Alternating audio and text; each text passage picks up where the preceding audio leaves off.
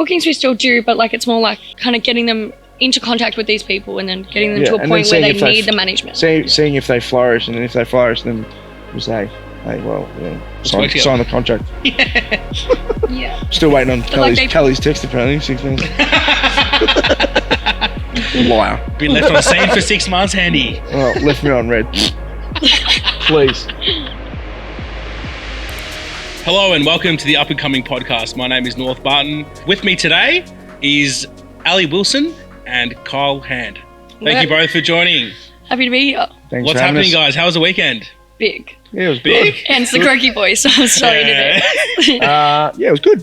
It's great. Had a day party at Howler, Reptile on Saturday, Ludes, brought a few mates down. We had Airwolf rock Walters. up. We had Walters rock up, go back to back. So they all played about 6 tracks each. But yeah, that was a really good vibe in there. Great weekend. Day 2 was better than day 1?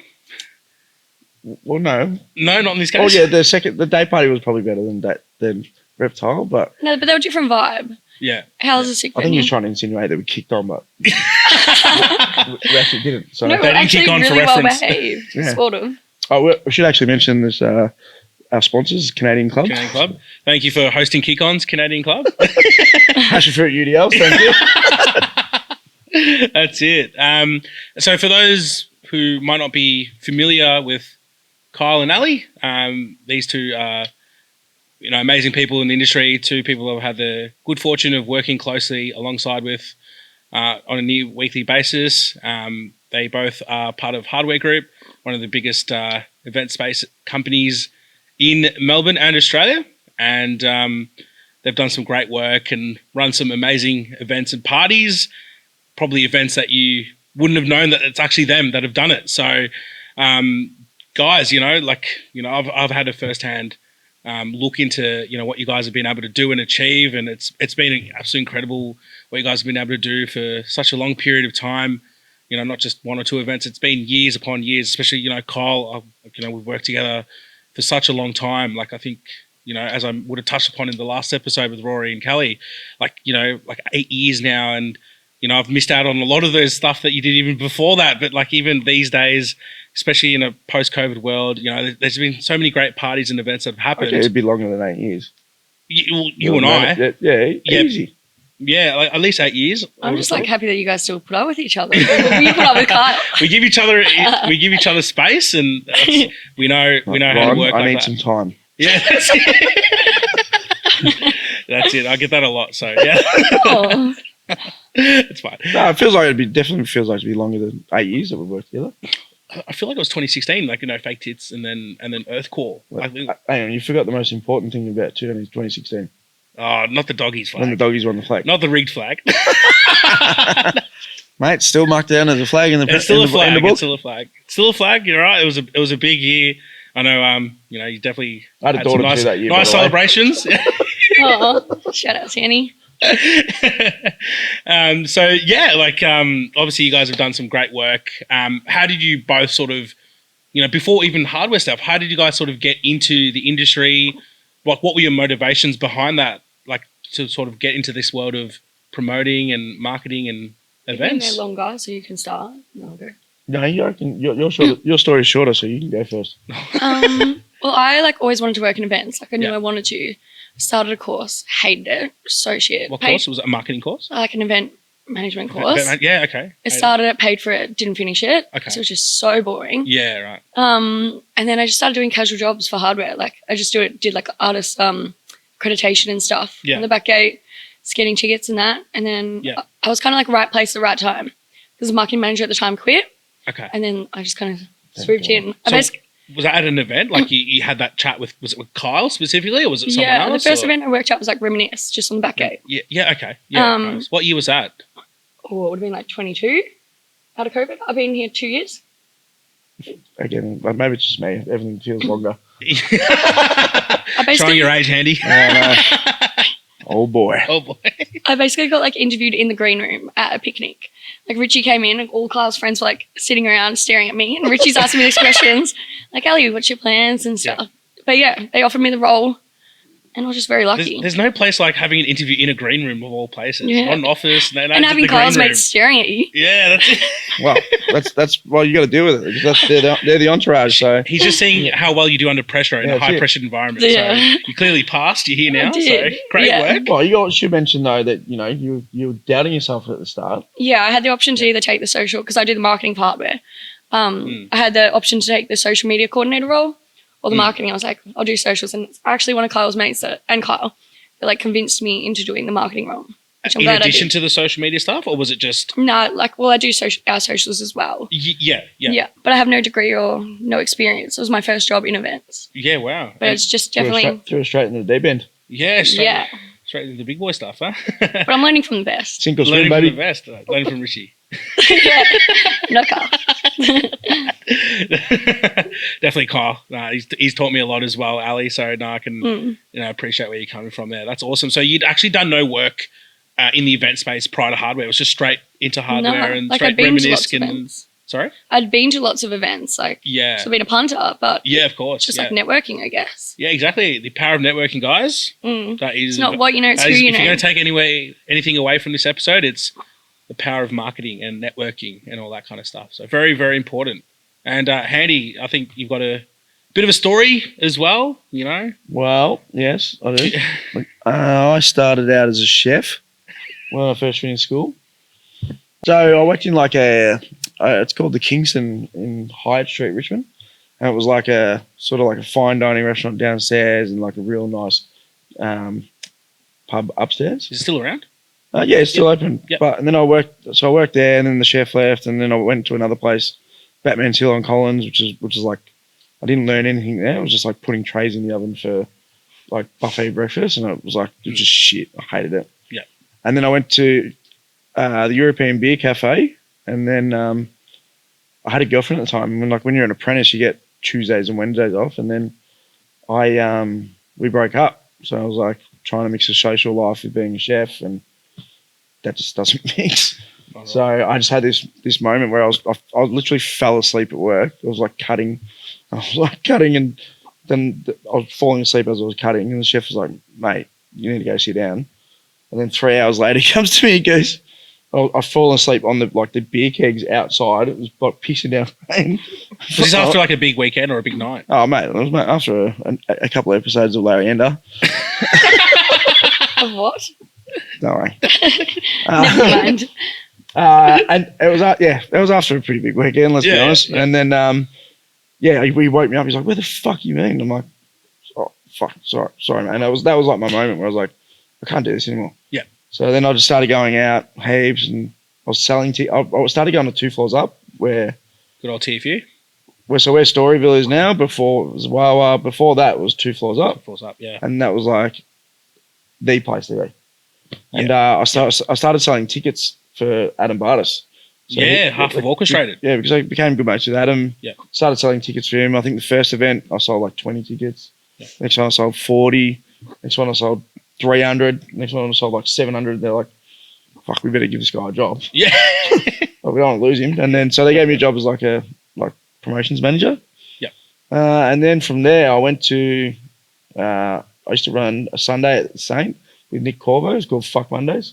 Yeah, right. In St Kilda, right? The Saint? It was, which again was like an institution. Like people, it actually felt like back then that the same people went to the same, like, cause the culture was so strong. People would go Thursday Cuba, Friday Cuba, Corova, whatever. Yeah. Saturday they'd go to 2 floors, Sunday Saint, and then Sunday after that they'd go to Cuba again. Yeah. So then I started doing that. Then I started running a Thursday night at Evolution called Play School. Yeah. And we used to do like 2,500 people every Thursday. Yeah. So this was when, the ego started to inflate a little bit, and I'm like, you know what, I'm actually pretty good at this. So yeah. And then I joined up with Danny, and me and Danny started doing, that's when we started Loud. Yeah. And we obviously did all the parties like Debbie Does Disco, like we did the lockdown jail raves, like, we were pretty much at the pioneers of a lot of stuff back then. Yeah. And then from there, I became a partner in Earthcore, sort of fell into that. The year I took over the bookings, I took it from 3,500 tickets to 9,500 tickets. Just gave Vinny Vici the first show in Australia. Gave Morton Grinelli's first show in Australia. Yeah. Like Sam Paganini when he just released Rave. Like, hot. You know, some of the acts that I booked were like just super hot. And Boris as well. Yeah, we had Boris. Like the lineup was fucking just unbelievable. Sick. You'd only dream of lineups these days to have, you know. Yeah, it was unreal. But then I sort of had a falling. I'm not falling out, but Spiro that owned Earthcore, he's you know, disagreement. At a disagreement, and he showed his true colours, and then. By chance, we were touring Infected Mushroom at the time because Richie McNeil had from Hardware. He had a non-compete from leaving Stereo, so he couldn't do anything for I think it was like a year or two. Okay. And we at Earthcore we were touring Infected Mushroom, and then me and Richie but Richie's like best mates with Infected Mushroom. No one would ever get Infected Mushroom again. Yep. Because they're so close with Richie.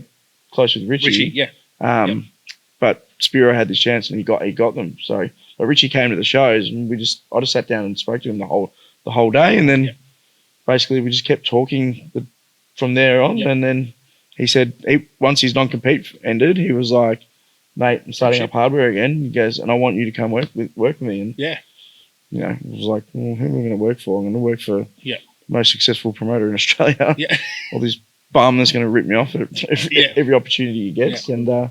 Writing was on the wall. Well, you know, I reached out to a couple of other mates in the industry, and they said the same thing. Yeah, they're like, "You're an idiot if you don't go work with me."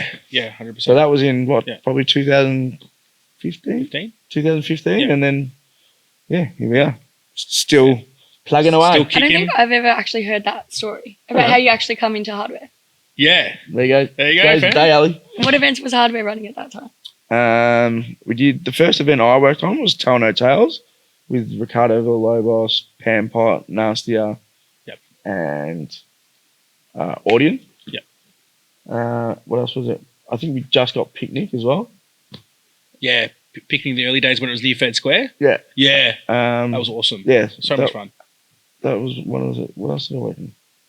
I think that was. Then we started Babylon. So Chris and I. Never forget. Chris and I. That's also sort of how we got into it too.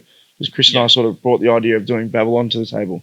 Yeah, and then we obviously did Babylon the first year, and that was actually it was so stupid. We did it on the same day as Pitch's first year and Esoteric's first year. Yeah, so we all just like cannibalized each other and just like absolutely. Like, everyone just lost bulk cash. Yeah, like it was just stupid. So the next year obviously we moved, but that's how I saw. That was the first sort of things that I worked on when I came to Hardware. Yeah, awesome. No, what a story. And guys, again, after everything Kyle said, power of networking. You know, see what happens when you commit time to it, and things open up for you for sure. That's great, guys. Thank you. And you know, had a little bit of an introduction to both of you as individuals and how you've sort of come into the scene. That's great. Talking about the current scene at the moment, you know, coming out of COVID, I think, you know, not only is the industry still feeling it, you know, families, individuals, everyone's still sort of feeling the consequences of that. How would you both sort of describe the current clubbing culture at the moment? Obviously not the same as it once was, but coming out of a post-COVID world, and I think, you know, a lot of festivals and stuff are being prioritised with people, money in people's wallets are stretching thinner than ever before. What are your thoughts on the current scene, and what do you think could be done to make things a bit better in that regard? So frustrating. Yeah. The clubbing culture is non-existent. Yeah. Because you got this generation of young kids that don't know how to go out. Yeah. Because, you know, the kids turned 18 in COVID. During lockdowns, yeah. And, like, you know, they spent 2.5 years inside and just don't know. You know, these kids, they rock up for 2.5, 3 hour periods. Yeah, they'll come up to the door and they'll be like, "What time's the headliner on?" And we'll be like, "Oh, 1:30," and then the next one might be like 3 or something. And they're like, "Oh, what?" Yeah, I actually had I booked this young kid to play at Reptile. And he's like, he goes, "What time's Benjamin on?" I'm like, 2:30. He's like, 2:30? No, we've had a DJ. Brother, that's what we used to go out 2:30. Yeah, we had prime time, baby. Yeah, mate. Oh, we won't say name, but we had a headliner cancel because his set was like so late. Like it was like, but it was still like 2:30. Yeah. I'm like, why are you a DJ? Yeah, exactly right. Like, come on. But no, I do get like the cost of living is hard. What? dare you to name him. I actually can't remember his name. Oops. No, I'm not going to do it because I think he's playing for us soon. Yeah, that's right. If you know, you know. We'll just put it that way. Yeah, he knows. Yeah, that's it. And then, you know, obviously touching upon that, you know, the clubbing culture and, you know, obviously something that I'm really proud to be involved in with you guys where we work together on a weekly basis is our brand night Reptile. And that's something that we started nearly a year ago, and we've had some, you know, challenges there and some really great moments as well. What do you see for our future as a brand? I see like a lot. Like summer is looking like really good. Yeah. It's like obviously all the Nice big weather. acts like over in Europe right now. Yeah, that's right. But I feel like Reptile.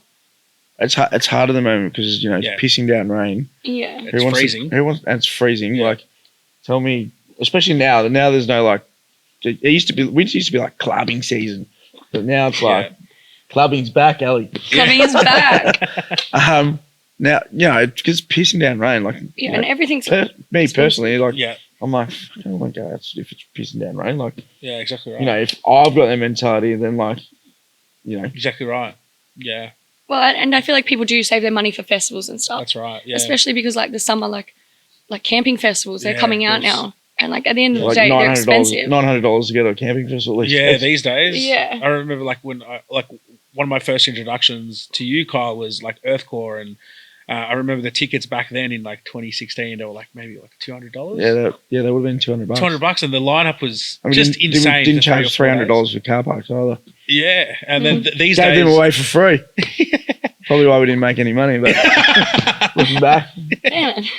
got to give the people what they want. But yeah, these days, you know, back then to put it into context, you know, $200 for Earthcore tickets, 3-4 days, lineup absolutely huge, like mouth-watering lineups. And then now these days, lineups are still, you know, pretty good for the most part. But now we're seeing sort of double in price. You know, $480, $500 for tickets. it's just Car crazy. pass Like, is I $100. don't get where It's these just kids are wild, getting their isn't it? money from. Like, Yeah, Well, that's the thing, they have all to the kids save. have to pay their tickets. it's like $8 for a tomato at Woolworths. Like, Yeah. how they're affording festival tickets. Yeah. That's it. Like some of the prices are outrageous. I just think that I'm like even some of the artist fees that are getting Yeah. put out. I'm just like, it just blows my mind. I'm like, Yeah. you know, when's it? It's bound to someone's going to do their ass hard. Yeah. Yeah. It's just gonna, you know, the bubble's gonna burst. It feels like, Yeah. because you know, the money's drying up at the moment. Like But it's the cost of expensive on living's- both ends. Huh? Like the cost that we have to pay for events and stuff. Yeah, Like, for the punter as well. You know, Yeah. it's Well, I was just- talking to a venue manager just last night. yeah, And like he was about saying how their insurance has got like doubled. It's like $500,000 for a year for like a nightclub. yeah. and it's like people that like Crazy. people like punters wouldn't know about it, but like yeah. the costs that are involved, like even like portaloos and stuff at events. Like, Yeah. they cost a bomb. Like Yeah, they've gone up, Yeah. but they've also gone up like $50 a toilet as well. Like, Yeah. yeah. everything's just gone up. But Gone up. Yeah. you know, It's crazy. That was going to be my next point I was going to touch upon actually was, you know, like obviously you guys run things like such as, you know, clubs, you know, Reptiles we touched upon, and then also some of the bigger festivals, you know, for those unaware, you know, events like Dream State, Picnic, that are Pure. these guys, Pure as well. Some of the biggest biggest events in Australia are by these guys here at Hardware. So, you know, you guys have done, you know, the smaller stuff, and also the large scale events as well. I know you guys just have briefly touched upon it just now, but I'll just ask the question again. Like, what are some of those, you know, bigger challenges or obstacles that you guys have had to face in your individual roles that, you know, the audience, punters, ticket buyers, they wouldn't actually be aware, like just how much struggle goes on behind the scenes?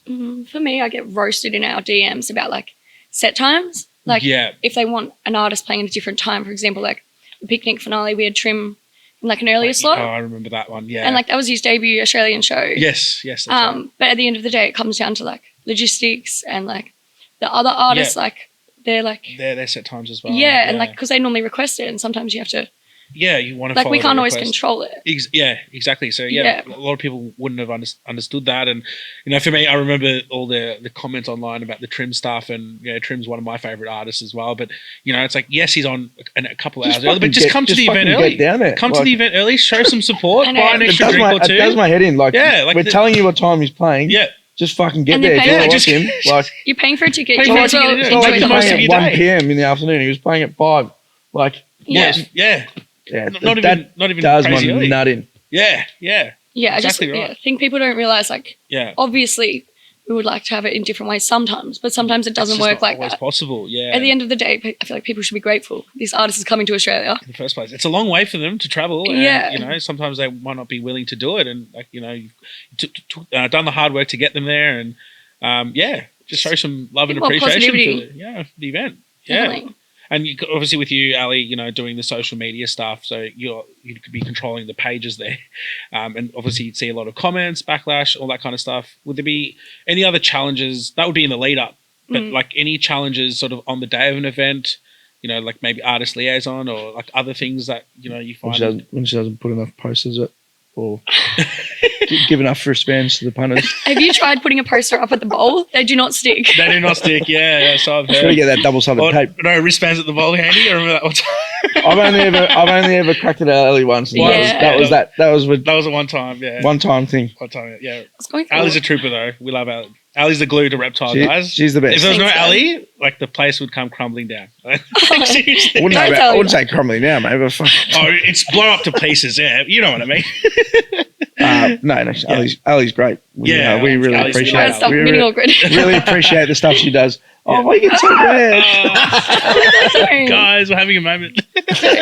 No, I appreciate that. But I've learned from the best. Like, I came in with no experience, no knowledge.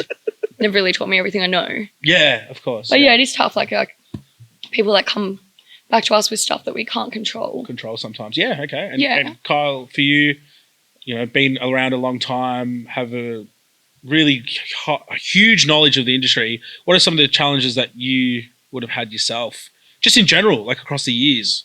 Is it dealing with artists? Dealing is it venues? with egos. Egos. Artist egos. Dealing with agent egos. Yeah. Dealing with like inflated artist costs. Yeah. Is that more of a recent problem? The inflated costs? Would you say since everyone's trying to milk it after COVID? At the moment, the price. Some of the prices are like just outrageous. When I first found out like what some artists were getting paid, I was like, I'm in the wrong side of this. I know, right? Like, it's massive. Time to put on the headphones, Ali. Yeah, I don't know. It's out of control at the moment. But obviously, then like billing issues like that, those real tedious things like that, where one artist wants to be above or a bigger font than the other one, like just shit like that. It just does my head in. Yeah, that's why I always go A to Z. No, for the most part though, I think our artists, like, I haven't had really any bad experiences. I've had a couple of bad experiences, but I work a little bit closer to the artist than you do. But it's just I don't know. It's just the cost of everything, I guess. Yeah, is the biggest issue at the moment. Yeah. Where everything's doubled in price, or security's more expensive, toilets are more expensive, fencing's more insurance, literally everything. Insurance has gone up. Yeah, you got. Yeah, if you're gonna get, the cops say that they want to do a pad dog operation there, you got to pay for that. And it's just like, and a lot of people in the audience watching wouldn't actually know all of that. So we have to pay for them to stand out the front. With the dogs and catch people with gear. Security in uniform, It's just but it's not cheap. So no, not at all. And it's definitely as well people buying tickets late, like that makes it hard for us. Yeah, it makes you pretty anxious at times. If you haven't sold many. Yeah, but like that's like when we change venues or something. Like people don't realize like when they get angry over that stuff, like they're kind of in control of like the event. Yeah. If like more tickets sold, more money for production. Yeah. And stuff like that too. It helps everyone. Yeah.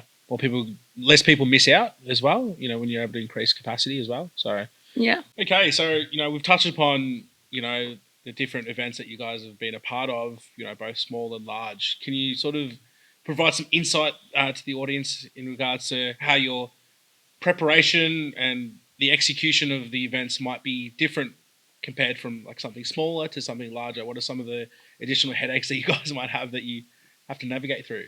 Well, like Reptile, we've obviously got a smaller lead up time. So we announce on the Monday and it's on the Saturday. Yeah. So we've only got like 6 days to promote. And then festivals, like we announce like months in advance. Yeah. So like it's a lot.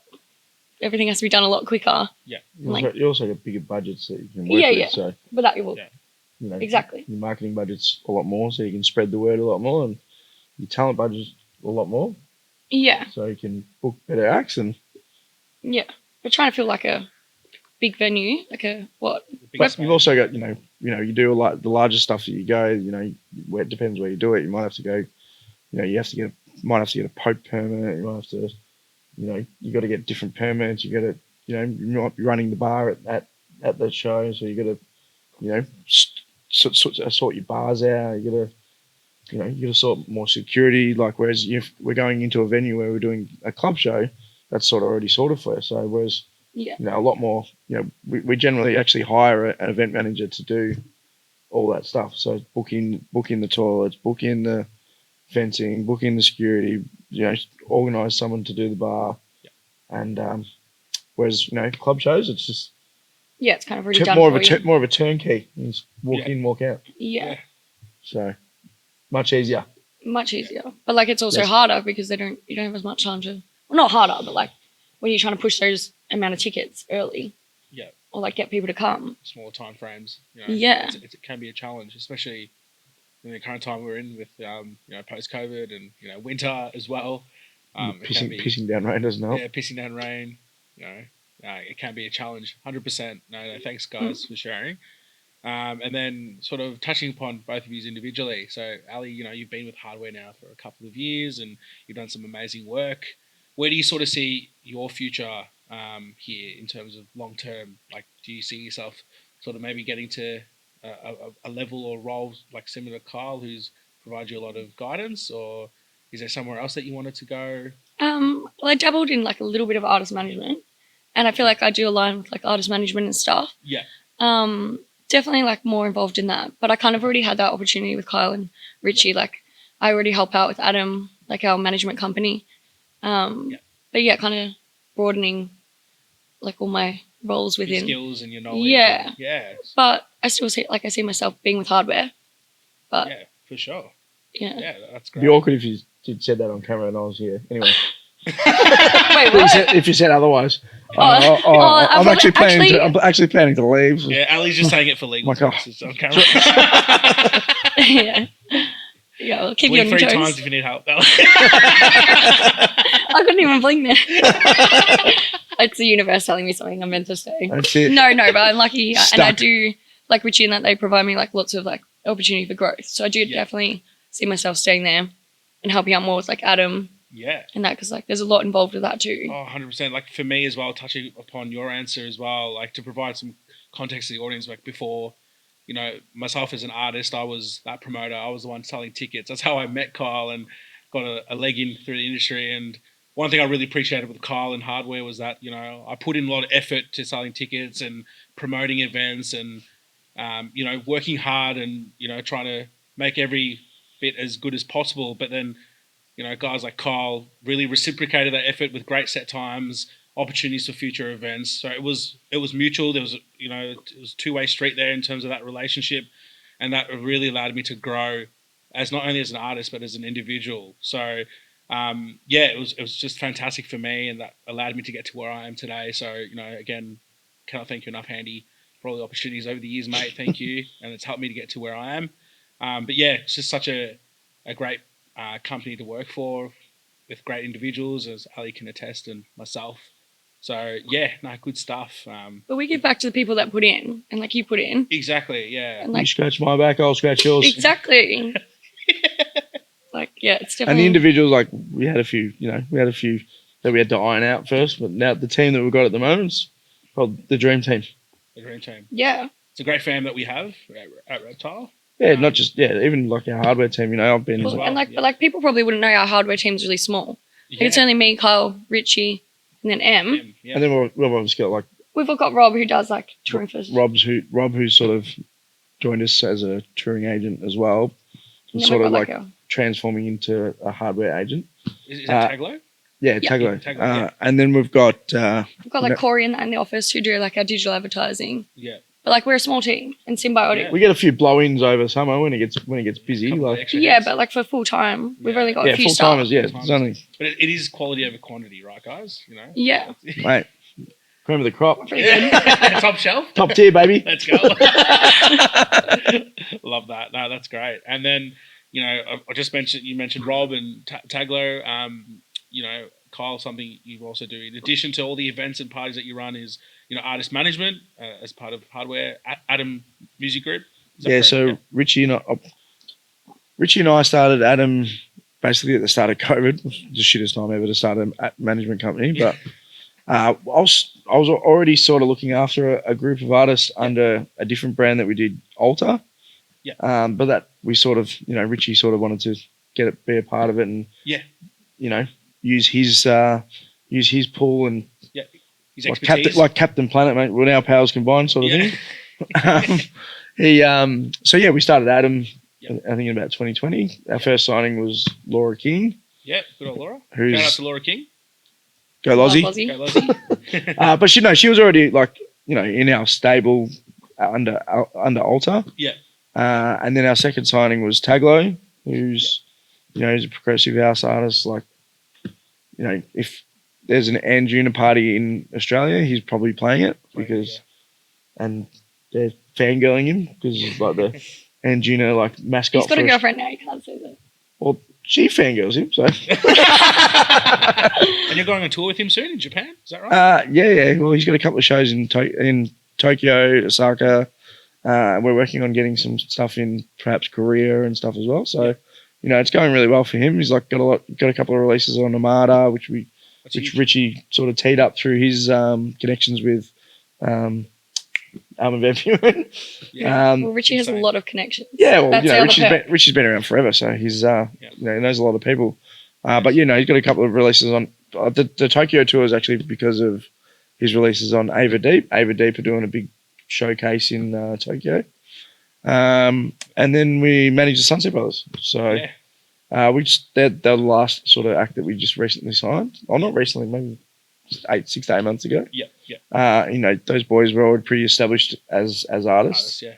It's good to you know, they get massive plays. They play overseas. They just did their own event, Sunset X. Yeah. So that was that in Sydney? Yeah, it was in Sydney. So you know, they've got their We Are Sunset show, which they did the Horton before we signed them as management. But you know, they did like 4,000 tickets. Just those guys on their own. On their own, yeah. Wow. So and then you know we've started to develop this brand Sunset X with the Sunset Boys, and they it's sort of like the Solomon +1 sort of vibe where they have another act that they go back to back with for like a little bit. Not the act will play, then they go back to back for a little bit, and then Sunset Boys finish it off. Or depends on what act it is and the BPMs. They might flip around. Yeah. Laura started her own as well. Yeah, Overdrive. Yeah, and Laura's obviously got her own. Well, she originally did the all day rave. She sold out 2 like real early on in the piece. I think it was 2018. Yeah. She sold out 2 third days on her own. That was around the time of her picnic set, wasn't it? When she played at the bowl. Yeah, she sold about real quick too. Yeah.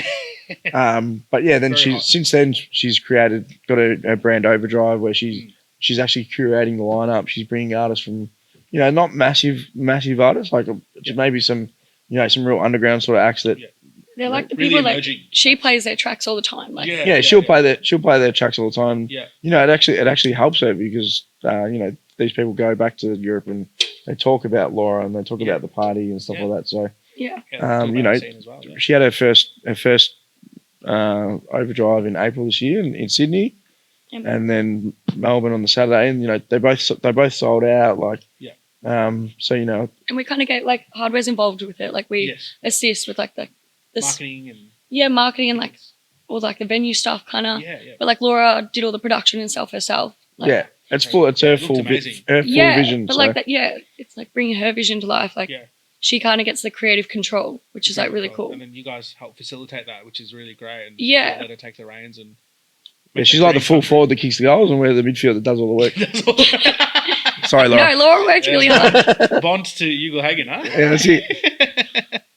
No, but it's cool. Yeah. Like seeing like your artist like bring something like that to life. Like because it's more than just DJing. Like there's more potential to do more than just gigs. Yeah, right. Yeah, absolutely. No, Well, the other thing as well, seeing her do stuff like that, it also gives me as her manager, gives us bargaining power to say, well, if you guys want to send an offer for this amount, I'm like, well, she can do her own show, and she can make much more. So, it sort of gives it a bit of there's proof in the pudding sort of thing where you can say, well, she actually sells tickets. So, you're not just booking them and hoping they're going to bring 10 friends. Like, she's actually got the runs on the board where she sold the big tickets.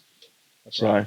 But Laura's always sold. Laura's Laura. She's always going to sell tickets. Sold tickets. People love her. Sure. Yeah. But yeah, all acts. So that's what we sort of try and do.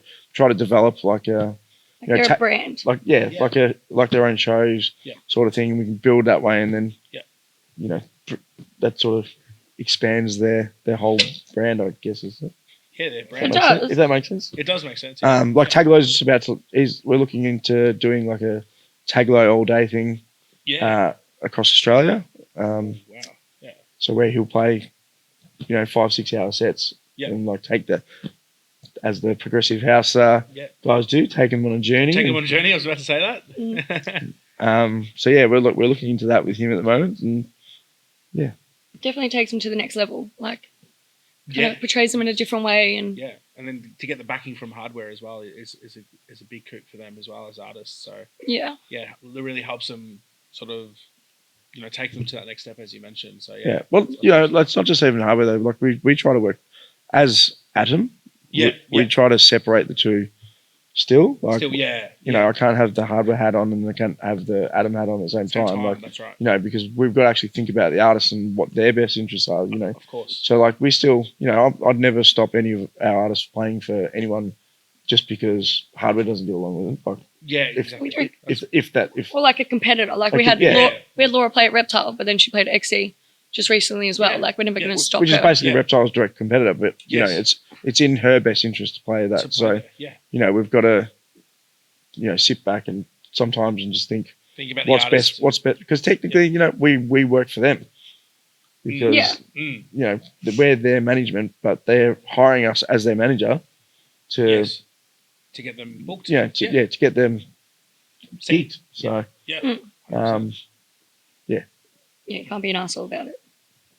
Oh, you can be an asshole, but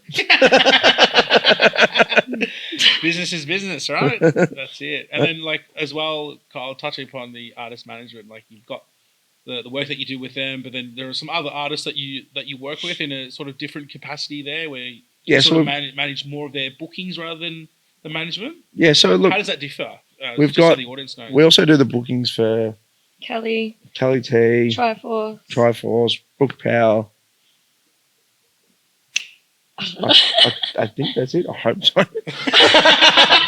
Sorry. Shout out if you didn't get shouted out. Yeah, I think that's it. Look, we do Juliet Fox as well, but Juliet Fox is sort of a different kettle of fish because she's already a worldwide success. But yeah, so the booking side of things, they're sort of artists that we feel like could go to the next level. Yeah. So we're sort of like just testing the waters, like, trying to get them gigs and stuff. Yeah. Whereas like with the management stuff is like, we, like, as I said, we build these brands for them. We've got their whole career in our minds. Whereas bookings we still do, but like, it's more like, I feel like kind of getting them into contact with these people and then getting them to a point where they need the management. Seeing if they flourish, and then if they flourish, then we say, hey, well, sign the contract. Yeah. Pen to paper now. Still waiting on Kelly's text apparently. 6 months. Liar. Been left on the scene for 6 months, Handy. Oh, left me on red. Please. That's why we brought him in so he could defend himself. Episode That's 2. It. Liar. No. Kelly's great. We love Kelly. We love her. And she's got so much potential to go to that next level. And Kelly's got like it all. Like she's got the look. She plays great tunes. She's got a She's got vibe. the massive personality. I could listen to her voice all day. All day. That accent gets me. I can't believe she's been in Australia 10 years. Like I nearly spent a drink out. She's great. She's all our artists are great though. Yeah, they're all great. And they've all kind of got a different sound and their own unique sound, which is awesome. Yeah, that's awesome. Well, even Brooke's starting to, like now that the hard techno sort of stuff coming through big time, his bookings have started shooting through the roof as well. Like he's playing. We put him on all our tempo shows, and he's playing for Mango and Hainsey at Turbo a fair bit. His videos looked insane. He's starting to flourish as well. It's great. It's great. Yeah. Good to see. We love it. We love it. Things we love. Things we love. Our artists doing well. I love that. And also, guys, sort of touching upon, you guys sort of as individuals there and the work that you have sort of planned. What can we expect to see from, Adam, Hardware, leading up to these warmer months that are coming up? I know a lot of people sort of asked me this and, got to play the last picnic, which was last year. There was no picnic this past summer. What can we expect, in the warmer months? Will picnic be back? Are there, is there plans for another dream state? What's on the go? What can we expect? Picnic in the works. Who knows what the exact thing is going to look like. Look, it's definitely coming back. Yeah. But by the time everyone, you can breathe. Picnic's coming back. Deep breath. Breathe. It's in the works. Like, let's just put it that way. Yeah, watch your space. Yeah. So it's coming back, guys. You heard it here first. Heard it here first. You're welcome. If it doesn't come back, we're fucked. No, look, we're working on a new space. Wanted to move out of the bowl because that's the reason why picnic didn't go ahead last year. Is because we got a deal from the bowl which was wasn't very favourable to our previous deals. So and they left it really late too. So we just sort of said, look, we're going to have to sit.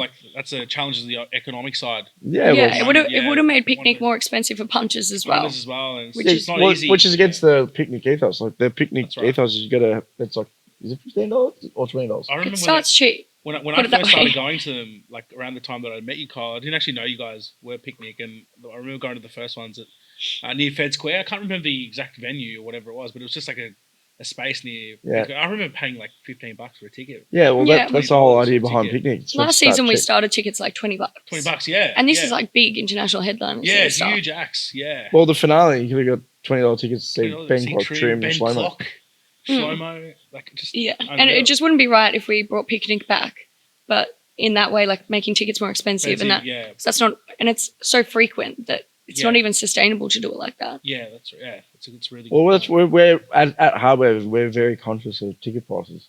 Like we want to keep things. We think about the punter and we think, we know how expensive everything is at the moment. Yeah. So we trying to keep because you can always go up in price in tickets, but you can't go back down. Yeah, that's right. So we prefer to start off cheap, and then if it's a hot ticket, then the price will. But even still, they're still pretty reasonable. Yeah, it's still very competitive. Yeah, absolutely. Because you want to be sustainable long term as well. Yeah. You work so hard to create a brand and an image, and I think Picnic is one of those biggest brands. When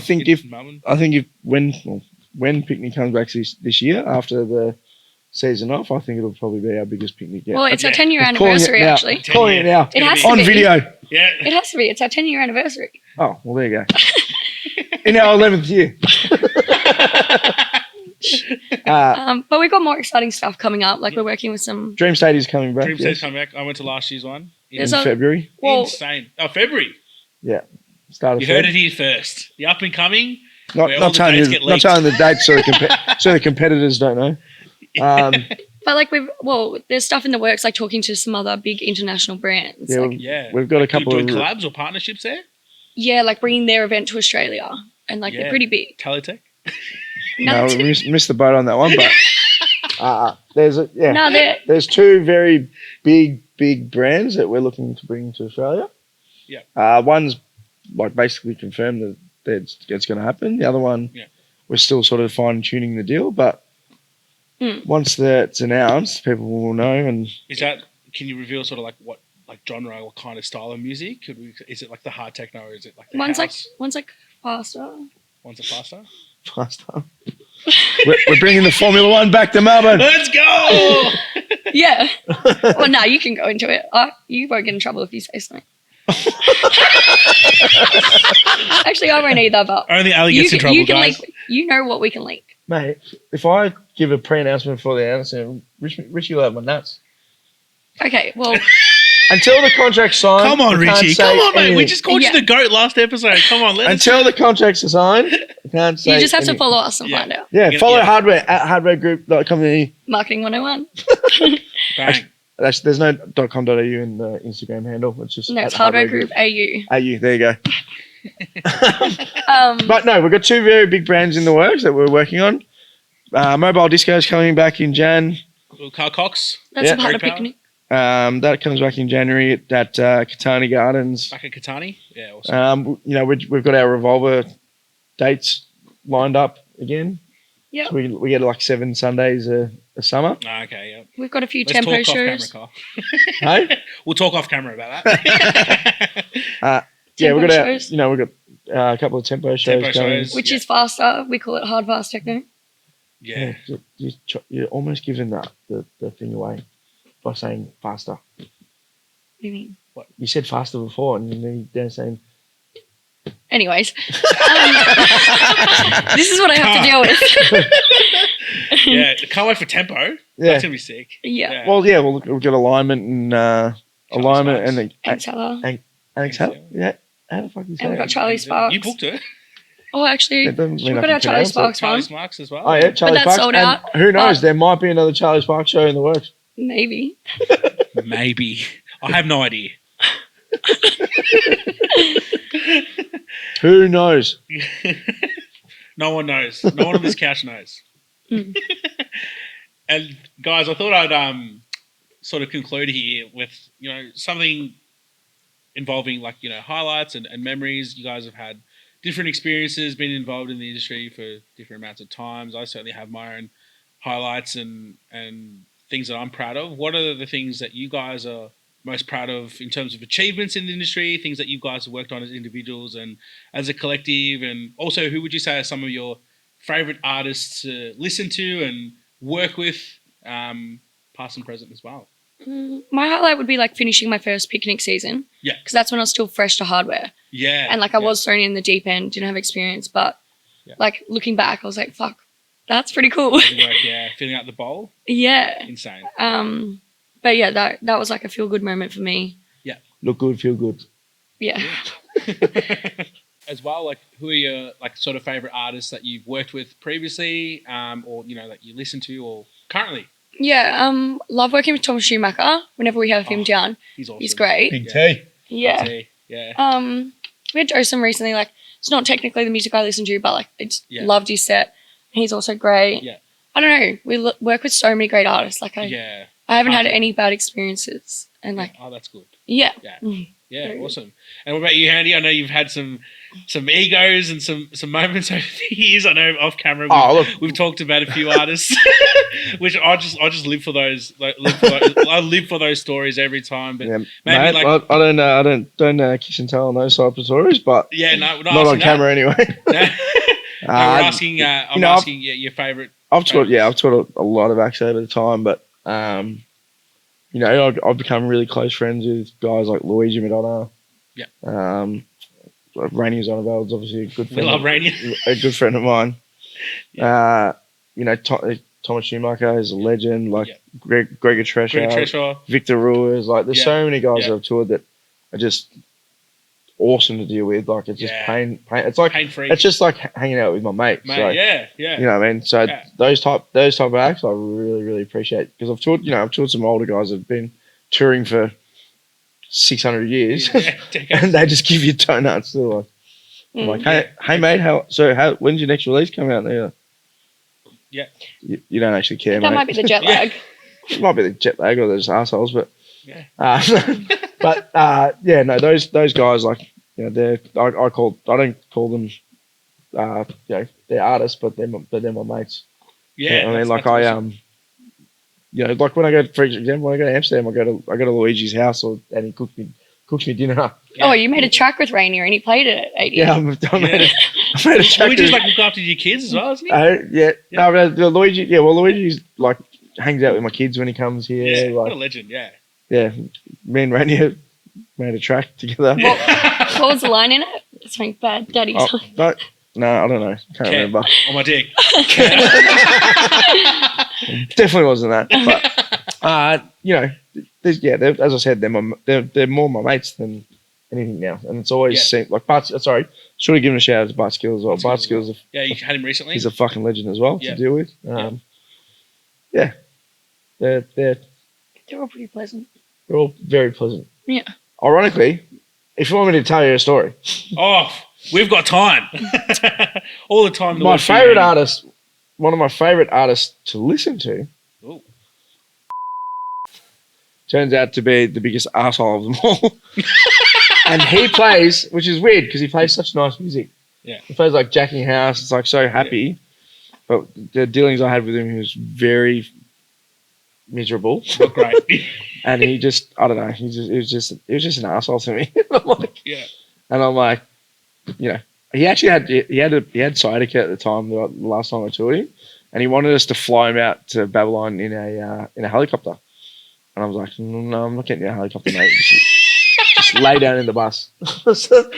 Anyway, so he got over that and then played at Babylon. And then the week after, we had a sideshow with him. And I was calling him all day. And he just wasn't answering. I'm like, for fuck's sake. I need to know what time this guy wants to be picked up for the show. Yeah. So I'm like, all right, I'll call the hotel. So I called the hotel and I'm like, can you put me through the room? And they go, yeah, no worries. And he goes, what? I said, oh, hey, mate, it's Kyle. I'm touring you. You got a show tonight. What time you want to be picked up? He goes, what time am I playing? And I go, you're playing at 1. He goes, 12:30. And like slammed the phone down. Oh, wow. And I was like, wow. Righto. I hadn't done anything wrong. Like, he was just being an asshole. Yeah, wow. And then mind you, he comes out at 12:50. I'm sitting in the car park for 20 minutes waiting for him. Yeah. And he actually had sciatica at the time, so he had a sore back. And I actually had these like anti-inflammatories in my car. And I'm like, hey, mate, I know you've got a sore back. Like, I've got these really good anti-inflammatories. Do you want them? He literally turns to me and he goes, don't fucking suck up to me, man. What? I was like, you know what, man? I've tried to be nice. I've been nice to you this whole time. I'm like, there's no need to be a fucking asshole. Yeah. And he actually turns to me and he goes, I respect that. Fucking hell. But yeah, that was probably my worst experience. So, but I fucking love his music, which is it's ironic. Yeah, it's leaves me in a weird position with him.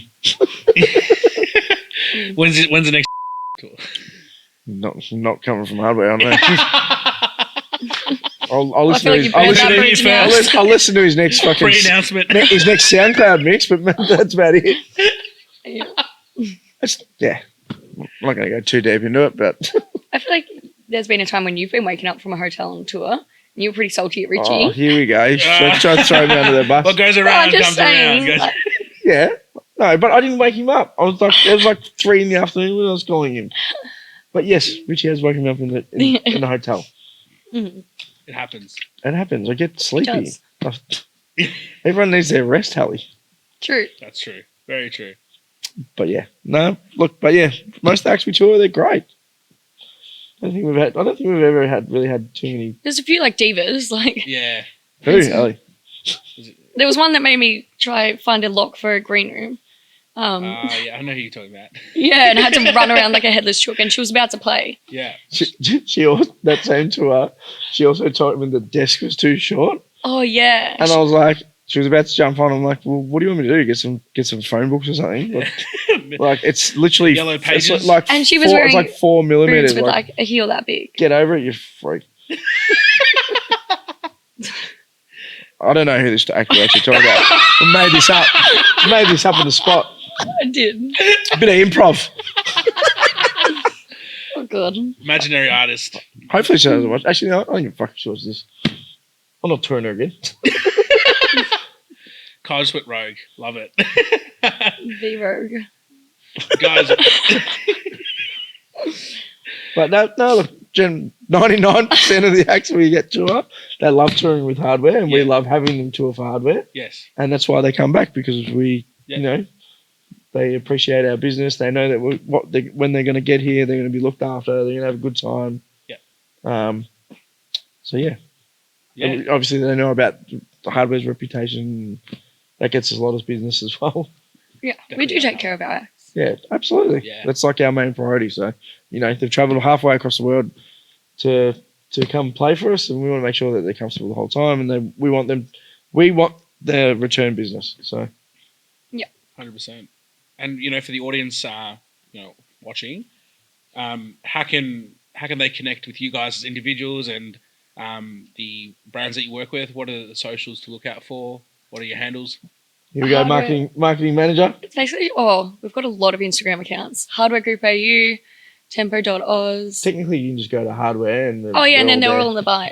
Yeah. So go there. What was the hardware page? Hardware Group AU. On Instagram? Yeah. Yeah. I think it's the same on Facebook. Pretty sure it's the same. Just search Hardware Group. What about what's the website? www.hardwaregroup.com.au. Okay. Just making sure you know. You've been here longer than me. I'm not the marketing manager. True. Yeah. I'll take that. Awesome. Well, we have run out of time, guys. I cannot thank you both enough for joining me. Thanks for having us. Thanks for having us, Ronnie. Oh, in North? Not again. Damn it. No, it's all good. Cut that part out. You can see these guys at one of the upcoming events that are coming up, you know, not only this winter, but also this summer. And stay tuned for what they do next. But yeah, thank you for joining me on the Up and Coming podcast. Stay tuned. We'll be back with another episode soon.